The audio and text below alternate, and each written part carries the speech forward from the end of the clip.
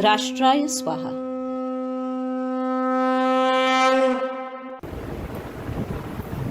ब्रिटिशांनी काय केलं? Divide and rule. या सगळे जे व्यवसाय होते, 18 पगड व्यवसाय होते हो. सोनार, कुंभार, लोहार, तांबार, जाती नव्हत्या, व्यवसाय होते.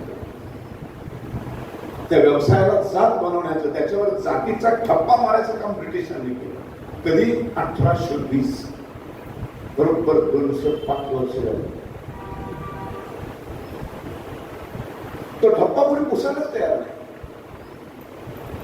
सावरकर म्हणतात गेले ब्रिटिश निघून, ब्रिटिशांबरोबर त्यांनी जी जी घाण कालवली ती सगळी काढून फेकून द्या.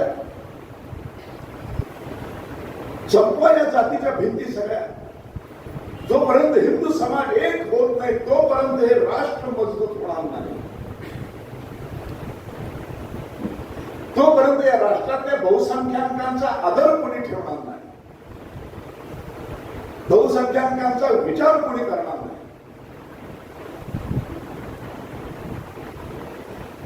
अख्खी आयुष्याची वर्ष ठरवले ते करायचं. 24 ते 37 13 वर्ष स्थानबद्धतेत असताना माणूस रडत होता. एक जन्माने चित्पावून ब्राह्मणाच्या घरात जन्माला आला. रडते कोणाच्या अधिकारासाठी? भंग्यांच्या, महाराजांच्या, मांगांच्या, टेन्यांच्या, तांबोळ्यांच्या. काय गरज पडली काय?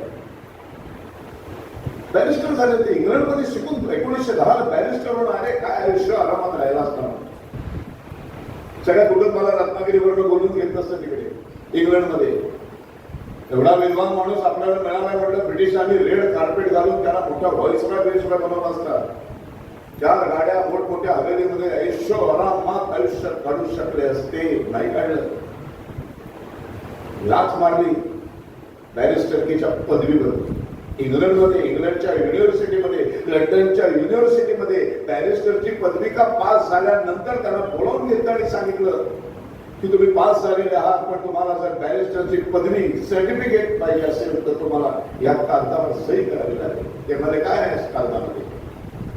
त्याच्यावर लिहून द्यावं लागेल की बॅरिस्टर म्हणजे इंग्लंडचा बॅरिस्टर जर तुम्ही झालात तर तुम्हाला इंग्लंडच्या विरोधात, ब्रिटिशांच्या विरोधात यापुढे अवाक्षर पण काढता येणार नाही. स्वातंत्र्य चळवळीत भाग घ्यायचा नाही, ब्रिटिशांच्या विरोधात बोलायचं नाही, लिहायचं नाही. कुठल्याही स्वातंत्र्याच्या आंदोलनामध्ये तुम्ही भाग घ्यायचा नाही. आणि ब्रिटिशांचा बॅरिस्टर होणं म्हणजे अख्खा युरोपाचे दरवाजे तुमच्यासाठी खुले आहेत. अख्खा युरोप.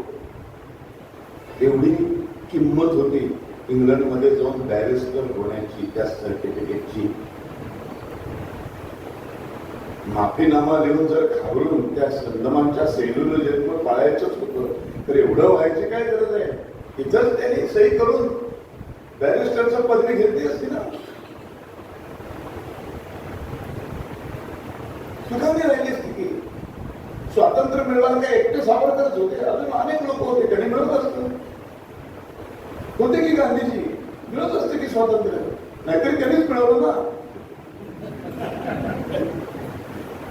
स्वातंत्र्यामध्ये कुठे सावरकर, टिळका बिळकांचा कुठे हात आहे? काय आम्ही कोणी काही केलेलं नाही आहे. जे काय स्वातंत्र्यासाठी केलेलं आहे ते 2च माणसांनी केलेलं आहे. एक मोहनदास करमचंद गांधी आणि जवाहरलाल नेहरू. बास, 2च महापुरुष. राष्ट्राय स्वाहा.